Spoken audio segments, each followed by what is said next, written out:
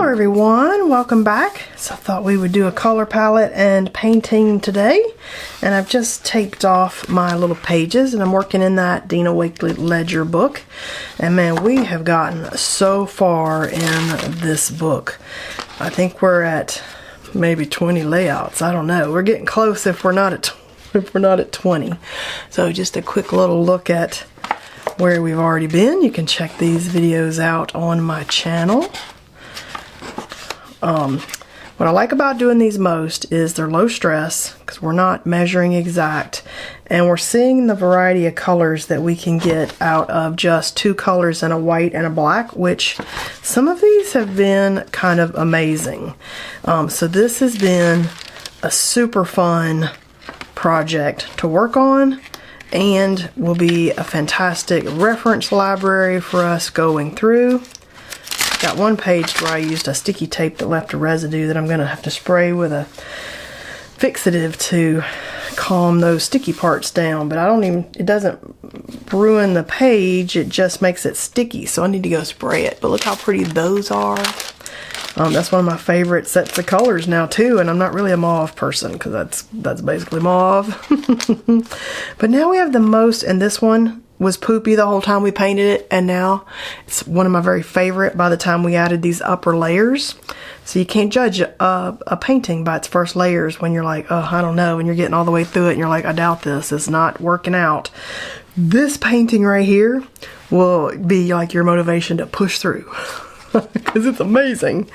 So I have like super duper enjoyed painting these and been kind of obsessed, and the goal is not to be perfect. These are not trying to be perfect. We are just trying to experiment and play with color in ways that maybe we haven't done before, or you were scared of, or you were not sure how to get started. And my way of doing these is a fun, kind of low pressure way. I'm not trying to be perfect. I'm not trying to measure stuff out. I'm going to put the 4 colors that I start with right at the top. And then we are just going to have some mixing fun play. If you need to get back to that color later, if that's like, well, how do you get back to that color? If you liked it, well, get out the 2 colors and the white and the black and experiment if you need to get more exact and remember how to get back to those colors later. But that is, for the most part, not the goal of my project. I'm not trying to create an exact library. I'm trying to create some interesting colors and variations, and just see what if I pick 2 colors, whatever 2 colors that happens to be, what happens if I mix it with white? What happens if I mix them together? What happens if I mix them with black? What are we going to get with the different mixes of those?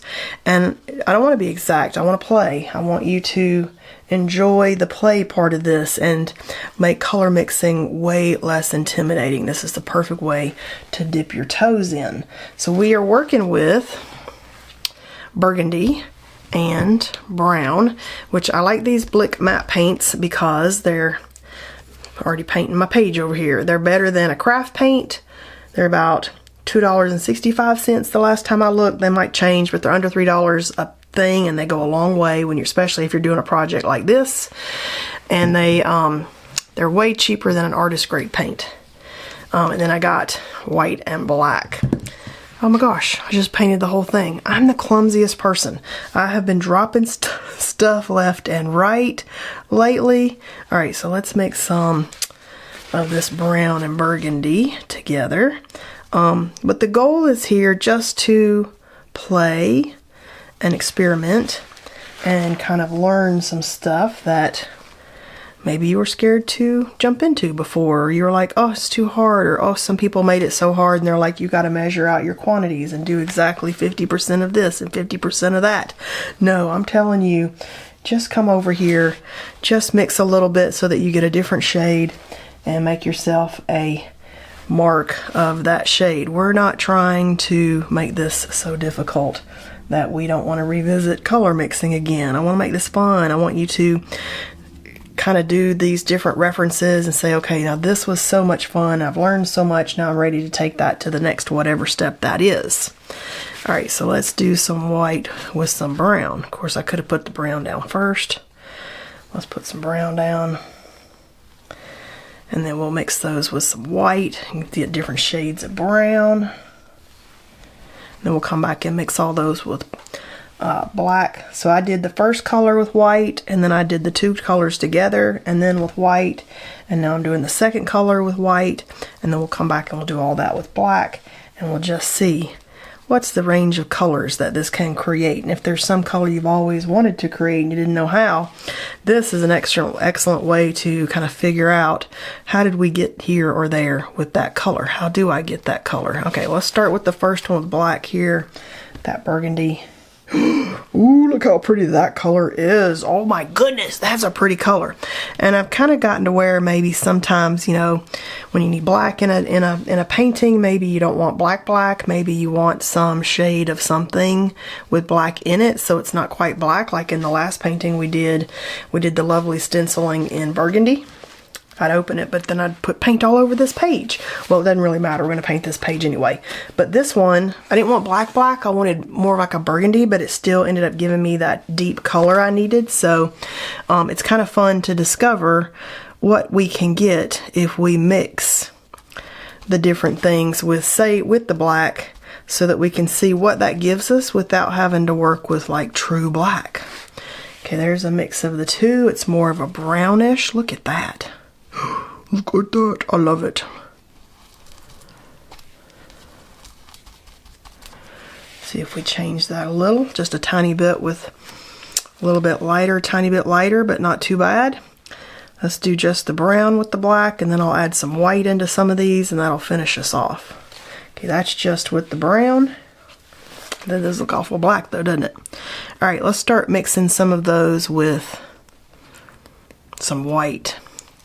So it'd be white and black and whatever colors that we had going there. And see what shades of gray. And I'm not trying to, it doesn't have to be an exact mixy either. If I've got a little ledge of color, I'm just going to leave it. It's just interesting. Just play. Oh, I wanted white. There we go. Let's put some white in this one. Because now we want to see what shades of gray we can end up with.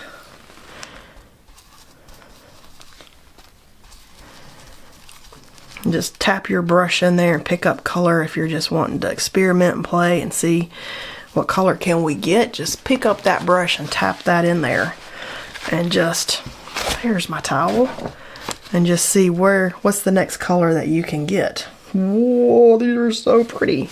Oh yeah, I like these. This is very different than some of the other palettes. This is with the brown and the black. There we go. Now you gotta, when you're doing this, you gotta go ahead and pull the tape up immediately if you tape yours off. You don't have to tape yours off, but I'm taping mine off because I like to.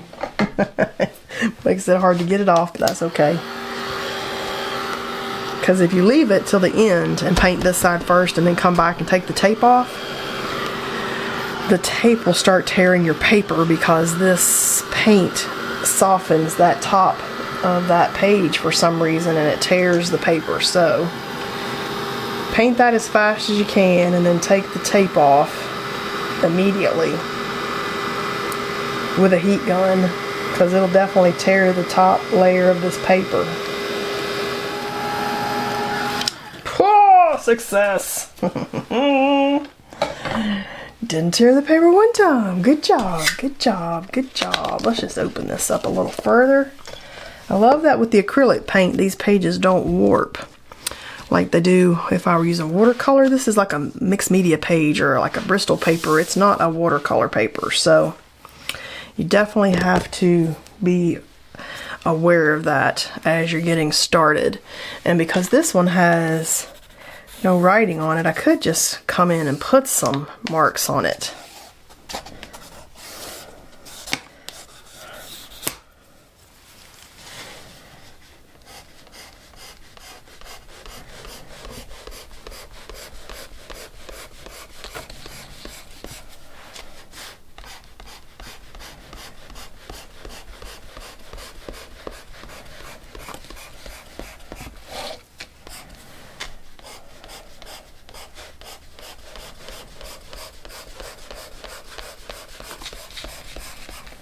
This is just my Blackwing matte pencil that I'm using there. And then let's come on and start mixing some stuff. Let's just go ahead and throw the black on first. And then we've got that contrast going.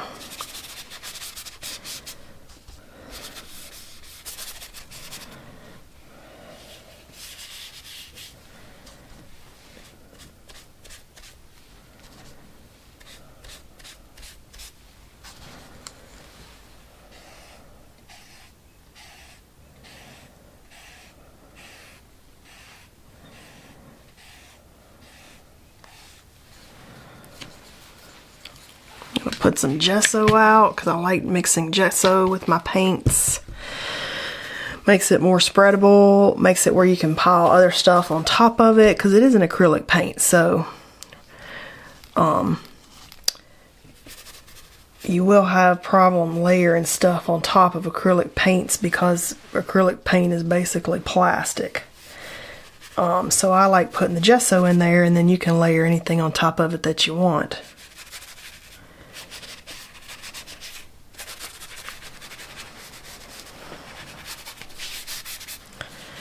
And then start painting your masterpiece, whatever it is that you just are inspired to paint. Go for it and just see where you end up.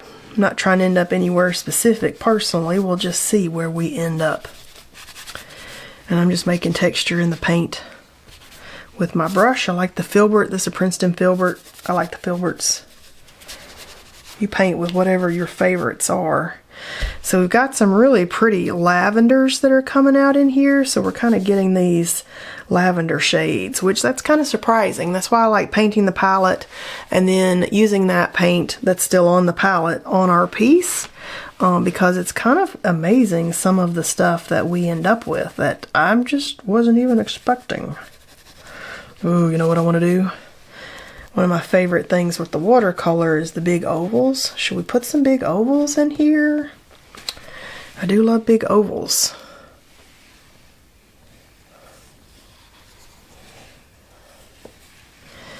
Just to get some fun mark making. We don't have to leave them, but it would be fun to maybe get some other shapes going. You know, I switched to a different paint for a while, and then I, in my mind, kind of forget some of my favorite things that I was doing with the last paint medium I was working with. I don't know if am I the only one that does that? Just forget some of your favorite things because you've switched the mediums, and now you're like, I think I have forgotten how to paint. Am I the only one that thinks that? And then I'll come back to some mediums, like say pan pastels or something, or I'll get out my oil pastels, and then I will be like, oh my gosh, I haven't used these in so long and I forgot how much I love them. Okay.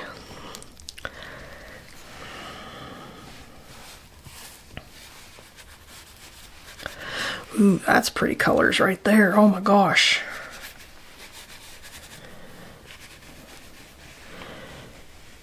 I kind of want another color, like an orange. I'm not going to add it in there because I'm, working the colors that I got here, but now I kind of feel like I need a pop of something. I mean, I could go ahead and let this dry, and then we could do some white stencil work on top, and I think that would make me happy. Okay, so let's do that. So I'm gonna let this dry, and I'll be right back. Okay, I'm kind of thinking some flowers. I think we're dry. This is Elizabeth St. Hilaire Tropical Blossoms from Joggles. And I love all of the Elizabeth St. Hilaire stencils. They're very creative. She does a lot of Klimt stuff. She has some other Old Masters inspired stencils that I just love. So definitely check out her on Joggles. And I'm thinking white flowers, so let's just see what we can get. And I'm trying not to have too much paint on my brush.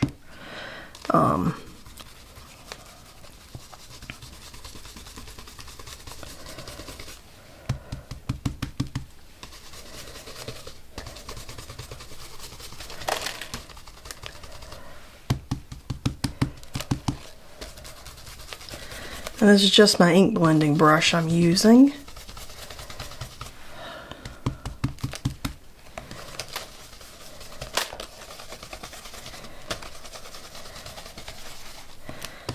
Just to kind of see what we can get. Okay, I'm gonna hold this and see, did I get what I wanted? Did we need some more? Oh, I don't know. I kind of like it like that. What do you think? That's pretty cool. Might have should have had something right in there. Maybe we could go over that direction real quick before we get too far away, because that brown bubble looked funny, doesn't it?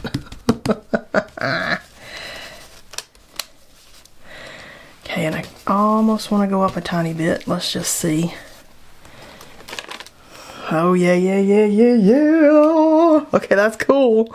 That's different than what we've done before. I'm liking that. Okay, I like that. Feel like it could use a tiny bit of something else. We could do some mark making. I could do some dots in here. I do feel some dots.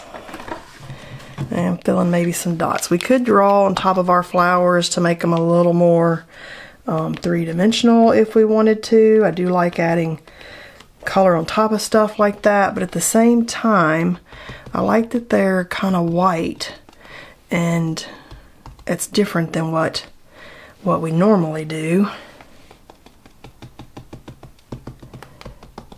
It's just my Posca pen in white that I'm using here. Just some fun. Okay, I do like that a lot.